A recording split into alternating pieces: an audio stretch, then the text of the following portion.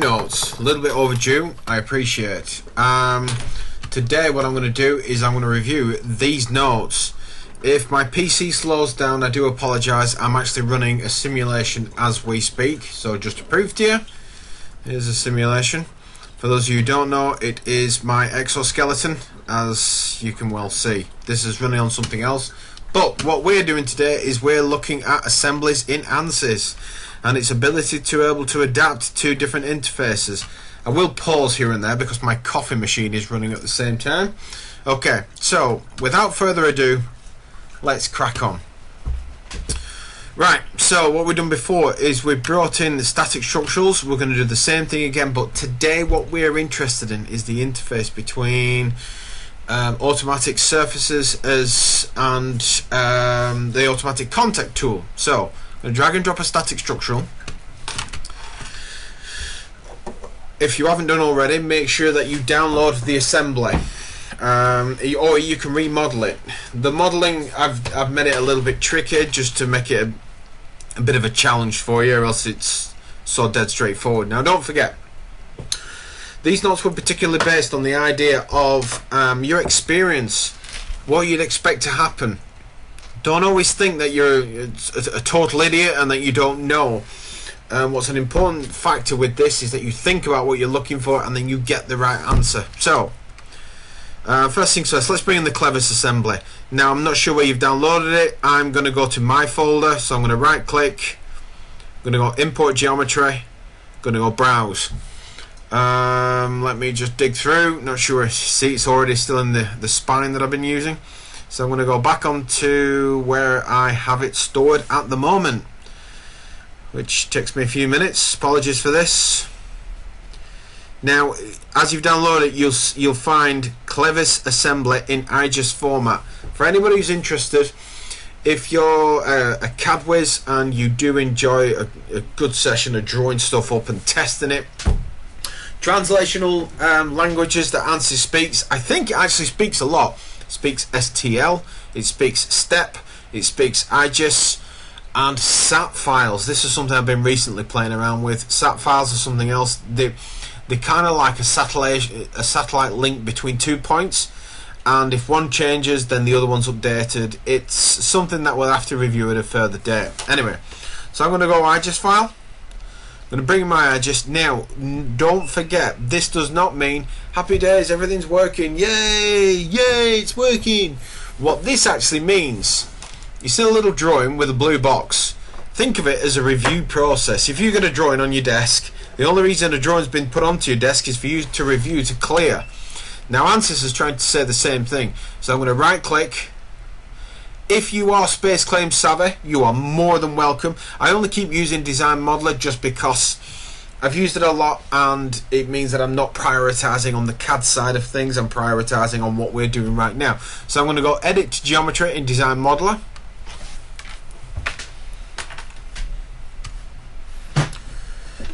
And any minute now.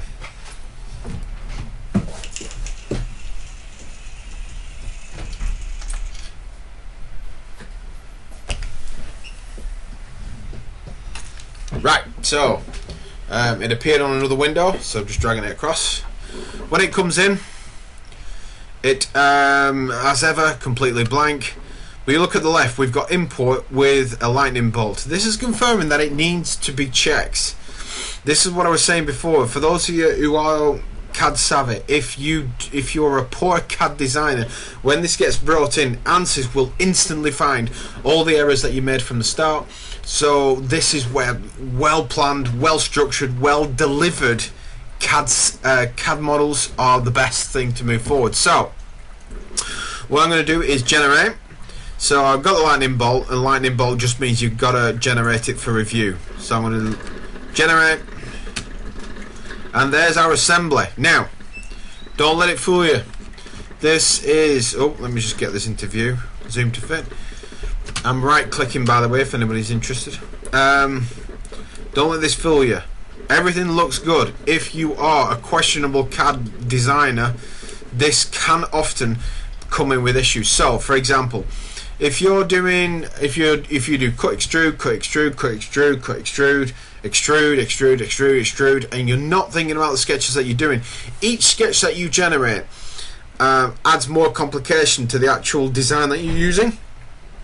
So the less multiple actions you can generate, the better translation between two systems will be, because there's less to translate. All it's doing then is it can prioritize its points in space, and it's not looking at multiple steps that's occurred between. So I mean, don't get me wrong, for some it will be next to impossible to be able to do it, but if just use it to your own advantage, to those who know are comfortable with CAD. Right, so I need to check the models. How do I know? I mean, for example, if this face here came in bad, what could happen is it would split every single point on here into faces. It'd make it its own body. So if I extended this, it could have what, 70, 80 features, separate features. It's a real massive pain in the arse. But if I extend, you'll notice all three solids have been declared. So it means it was done right. And these are just things to look out for, because if it comes in and this occurs, there's not much you can really do to try and fix it. I mean, I essentially use this personally. I essentially use this to try and fill in gaps, fill in areas, and then fill in where a surface is to try and create a solid. That's all I ever use this for. I don't really use this as a CAD designing tool. We do have some members of staff here that use it very successfully as a CAD designing tool, but for me, I don't. Right. I'm happy with this, so let's move on. So now I'm going to go into the model. I'm going to right click on setup and then go edit.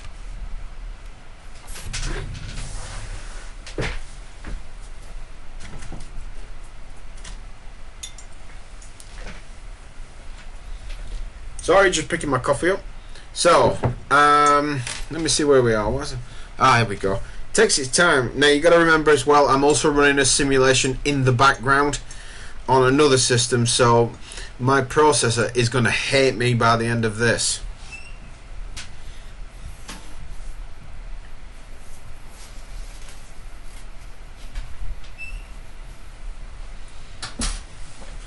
So everything's brought in. We're happy. Everything's looking relatively good. Just seeing how far this simulation is off completing. I might pause it. Right. So, as ever, we just want to check the geometries. So that's the pin. I mean, arguably, what you could do is you could rename them if you wanted to. The block and the yoke. So everything is good. At this point, I don't know what ANSYS has done. So, if you remember, last week we examined the connectors. These. I actually don't know ANSYS at the minute, so what I'm going to do is I'm going to go straight to mesh and I'm going to update.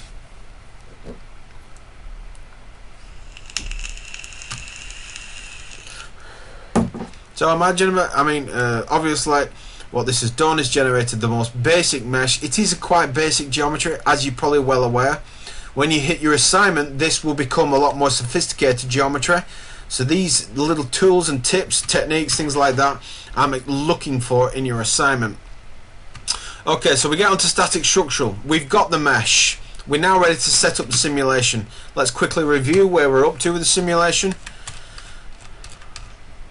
This is where we are. So we're going to fixed, and we're going to pull out with 1,000 pascals. It's not massive. Really, this assembly could take a lot more because of the material it's made from. But what we're interested in is its dynamics, how it moves. And there's a few key elements that I want you all to be aware of. So, from static structural, I can either go to my environment loadings here, or I can right click. But just for something different, I'll go supports, fixed support, spin it round, I'll left click, green appears to say, is this the face you're looking for? It is, so I click apply, and then it will go purple, blue, whatever colour that is.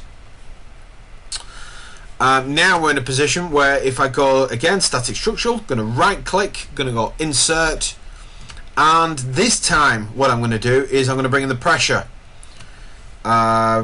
stick it on the top. Now a lot of people have said to me before, why are we doing pressure? Should be a force. It doesn't really matter. I just thought with something slightly different, we can easily work that out from the equation, of course.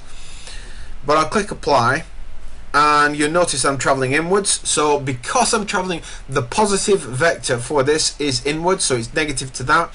So that tells me I need to be negative 1, 0, 0, 0. 1000 pascals. So that is our system. Everything's running sweet. So what I'm going to do is give me 2 seconds. I'm going to pause this simulation that I'm presently running. I fear it's going to work my processor way too much. Right, thank you everyone. I just quickly stopped the simulation just because I want to run this one, or else it might just get a little bit messy if I'm trying to run 2 systems at the same time. Me just being greedy. Right, so what we're interested in now, according with the notes, what I was looking at, I'm sure I was looking at force and displacement. Now let's, yes, so we're looking at von Mises on this one. Now let's imagine for 2 seconds what we're interested in is the yoke and the yoke's behaviour. So we don't know what else to do, so let's just hit solve. Let's get some results first, then we can take a look at what's going on. So bring it back. Now you notice here, damn it, I forgot to add my solution in. I'm going to left click on solution. I can go stress, von Mises, go deformation, total. So looking at the stress to make sure the material's not failing, looking at the total deformation, because I just want to make sure this thing is still in one piece after what I mean, let's face it, structural steel, the amount of force I'm putting on it is, yeah, it's still going to be in one piece, but it just allows us to look at what's going on. So I've added these on. You'll notice that there is lightning bolts. If you're running a simulation and it took 10 days to run and you forgot to add a result on, don't panic. Right click. I right clicked on solution and you'll notice it says evaluate all results. And what it does is it takes the present solution and then just works it out from that. So I'm going to left click on here. Right, now this is where the fun is going to start. This is where it's all happening. Now this allows me to really talk about some of the issues that we were facing last week. If you remember, you look here, the yoke and the block, let's say, is still connected. That instantly leaves me questioning what's going on. This manufacturing process, I don't know if I've discussed it in the notes, I'll have to check. This manufacturing process between the yoke and the block are free to move. The pin is interference fit, so it's manufactured and then obviously either heated up or whatever method for it and then placed into position. So we know with that it will be like a bonding, if you will. So keep that in mind. Let's go back to the connections. What we know is something like this. When it deflects, we know for sure that it's probably these arms are going to flick out. It's the nature of what it is. It's the dynamics of what it is. So that's one thing that we need to consider. The other thing about this total deflection, I mean, it's practically moved nothing. So whatever's going to happen, this thing is still going to be in place. But this deflection here tells me that it's done wrong. So let's just zoom to fit. It's bugging me as I keep moving it around trying to get it right. There we go. So this tells me it's been actually added wrong. So I'm going to go back to connections. We've got pin. Now this shows the pin and the block. And you look here what's marked red and blue. And you go type and it's bonded. So in essence what it means, it's kind of like glued together. Now arguably when two materials interface, they do have a bonding between the two, so we know that that's what we're looking for. Let's go to the next one. Now ideally what we're looking for is a relationship between the two where it will have no separation. you're wanting it not to separate, but with that, what you're essentially saying is that it can do if it deflects enough. So the relationship between this point to this point, I know that it's not going to be able to separate. It's not going to be able to penetrate through the material, so I'm going to click no separation. Then we come to here. Now this is the bigger. So if we look on the block, you see on the block there, the block is actually red and we have blue marker here. And it's just to confirm. I think there'll be one on the, yep, there's one on the other side. Now if you look there, it says bonded. That's assuming that this block to yoke relationship is interference fit. We know for a fact that is not correct. We know that that needs to be something where it can have freedom to move. So what we'll say is we're going to drop that. Now if you, because I know that there's a few of you who are actually quite interested in this. If you do get into the materials side and you start to select different materials, you know, for those of you who do TED's class, you'll know that there are compatibility aspects about them two materials. These compatibility aspects, the relationship between the two, obviously, is our coefficient of friction. If I go to frictional and I scroll down, what you'll notice here is I've got frictional coefficient here. Now this is, as a starting point, is a static coefficient of friction, and once it moves, it will give you the relationship between the two moving forwards. Which, to be fair, oh, in fact, look, I mean, look at that as well. This is quite nice. Really like stuff like this. So we've got stabilization damping factor. What this is essentially saying is you've got a coefficient of friction between the two, but the damping factor can be the relationship of fluids, lubrication, any types of special anodizing or anything like that to the top. It's a really neat way of giving that representation, and I quite like it. But we're not going to prioritize on the coefficient of friction because I won't lie, at this point I can't remember what the hell it is, so I'm going to drop it out and then I'm going to make it frictionless. This now allows us to say that there is no friction between it and it can freely slide in the restricted plane that we've got it on. So I'm going to go back again and I'm going to go solve.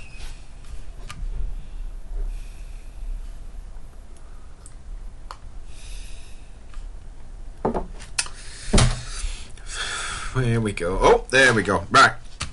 Don't worry about this warning. It's talking about how there's a deflection which is not the best. But we know that. So if I go to, let's have a look, view, I'm going to go top. So, and then I'm going to right click, I'm going to drag that box over. Just gives it a nice zoom to fit. So I'm going to equivalent. Now, look at that. That makes me happy. That definitely makes me happy. Look at this. We've got this relationship as it's pulling. We've got the pin deflecting. Now it's deflecting actually in here. This bend from the actual pin then starts on the arc response over to here. Now because we've got an arc here, these arms start to push out, and what you end up with is an overall bending between the two as a relationship.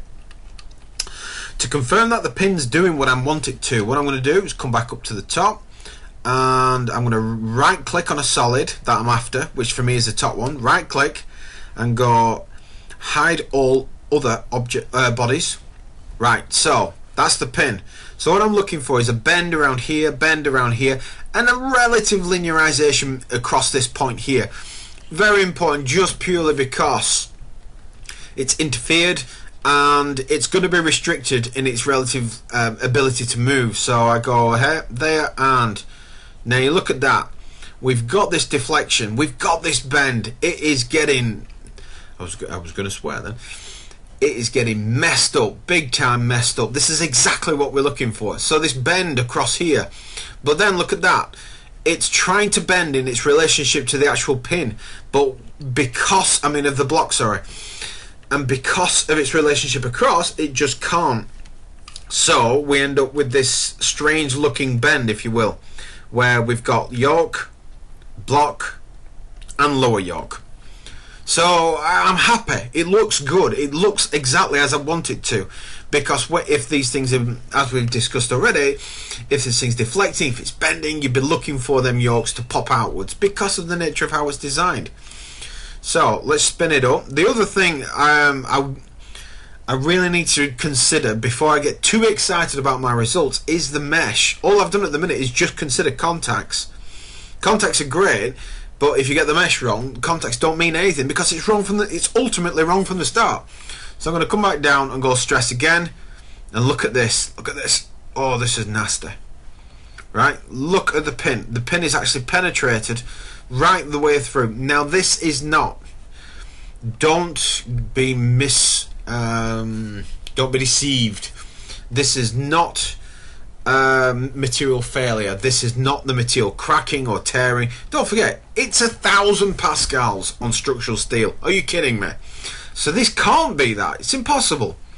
There's no way that that will deform to such a degree. So that instantly tells me that something like that is an error. But then we go back to a reasonable way of thinking. Look at the mesh. It is nasty. The mesh is very nasty. I mean, we've got node to node. Across them nodes, we've got this element which can move like a spring. How the hell is this ever going to get to something like that? Because you look around and it's just all over the place. So, now, as I was saying, my main focus in this study is to look at the yoke. I'm not considering anything else. So let's come back, and what I'll do is go to mesh, and I'm just considering the yoke. So I think it was, oh, it's the bottom one. So I'm going to right click, hide all of the bodies. Few ways we can do this. We can specifically define a particular area for sizing. We can make them as small as we like. We can make them very, very small. We can refine these areas. We can do all sorts. Now, if I right click and I go insert, you look here, we've got all different types of different aspects here. So what I'm actually interested in is I'm probably going to refine just where the pin is interacting. Press control. I want here, here, here. Oops. Here, here. All the way round. Click apply and then go. Right, so what the refinement method will allow is it will select the faces and it will continuously refine based on the H method, the H-type method, which is great. You can only refine to, I think it's around 3 or 4 times.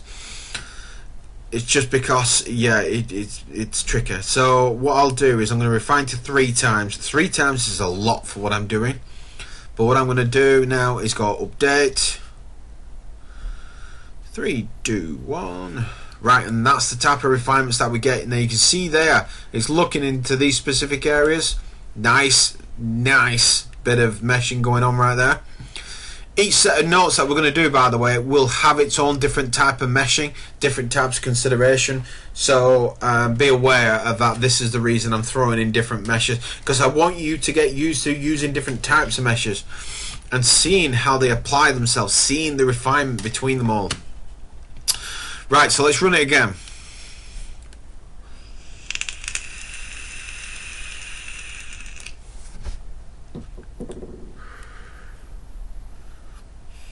Here we go, here we go, here we go.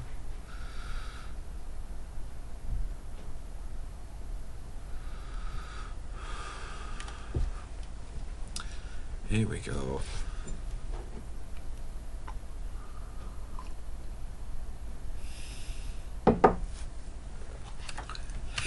Right, so let's run through, and I'm going to go back up, right click, and show all of the bodies.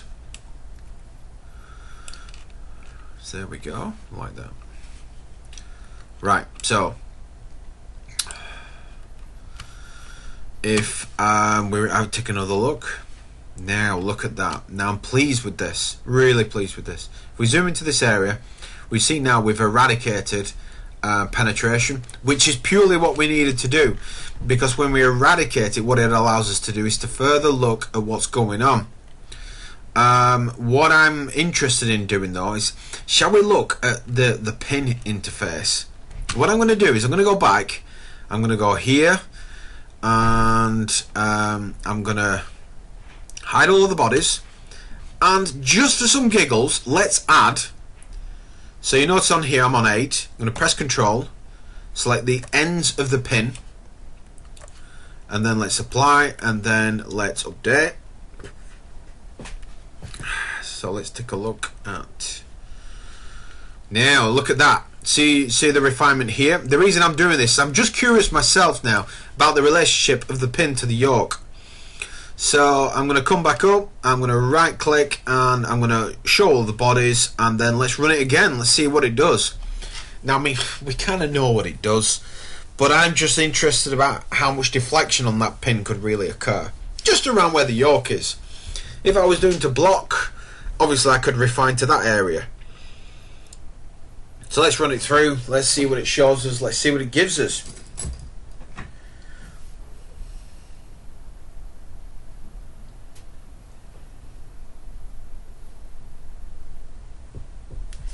You notice now it takes a little bit longer. It's going to take a lot longer. There's a lot more calculation, there's a lot more going on now between that pin. So I'm going to scroll down and take a look. Oh, look at, now that's what I'm after. Look at that. That's phenomenal. So let's take a look at the yoke. Right click, hide all of the bodies. Deflection, well, let's have a look at the stress. Now that's more like it. Look at that, right? If you look at this here, look at how the stress is deflecting here. It's coming from here, and it's capturing itself around these two arcs, which exactly to what you'd imagine. Now if it's deflecting as much, well, if it's deflecting, you'd expect it to be captured more into one side, which when you look from above, it is deflecting more. You should keep in mind that if I go to total deformation, we're actually looking 6.6 to the power minus 9. So let me think. 3 from that will be mil. 6 from that will be micron. We're going nanometers. 6.6 nanometers. If I'm wrong, somebody point out. But because we're in meters on that one. So 6.6 nanometers. Now you look for as a deflection, it's practically nothing. But what ANSYS will do is give you an exaggeration, allow you to really see exactly, is it moving like you'd imagine? Being able to visualize it can often speed up the process rather than trying to measure and be sure about how much it's gone by. So it really does help the process. So I'll come back, look at here. Now I'm just going to turn off the mesh. There we go. So it is concentrated there. It's concentrated to these points. It's being dragged by the pin here. Then the stress moves upwards and concentrates here. Interesting. Look at the back of the actual yoke itself. This point here is very, very highly at compression, really. But where you look at where we've got green, it's a busy part. Now, when it comes to compressions, a lot of people, what they'll do is they'll actually make triangulation structures, because if you think it's pushing in, this becomes the equivalent of a truss. So things like this, through my own testing, I found that you could actually cut sections out to triangulate this, in essence making a truss. Benefit of this is drops on material. The only issue is from what I could tell, is manufacturing would be a pain in the ass because you'd be adding more process. So let's look at the pin. Now I'm interested in this because I've not really looked a lot at the pin before, because obviously in this study I'm interested more of the yoke itself, so I was always able to just prioritize that. So let's take a look at the pin. Ah, look at that. Now that is more of what I'd be looking for. These blockiness here is coming because the mesh now is way too blocky, if you will, here, and it's way too coarse, needs refining. But you look at the relationship of its interface. You look there. I mean, let's look at what we're at. Yeah, we're going 19,288 pascals. Basically nothing. So I wonder how much it's moved. Yeah, you look at that. We're at what? 4 to 5 nanometers. So it's basically not moved at all. But yeah, it's an interesting bit of kit. Again, it's probably massively over-engineered. If we took the ultimate tensile strength and present stresses, we could figure out exactly what its factor of safety would be as well. Based on these types of results, what, 10? which 10 times over engineered. Well, arguably 10 times over engineered, but anyway. So if I now go show all components, and that really tells me a lot about the York, tells me a lot about its interface, tells me a lot about how it's going to behave once it's in real application. I can then look, I can refine, I can go back to my CAD system and look at changing this. I could even look at the pin. If it's going to deflect that much, should I extend the pin a little bit? There's all types of different things. I mean, when the pin's interfaces, should it be locked on? Should it have some sort of fixture at the end to stop it from deflecting in such a way? But if we do that, is that going to also affect its performance?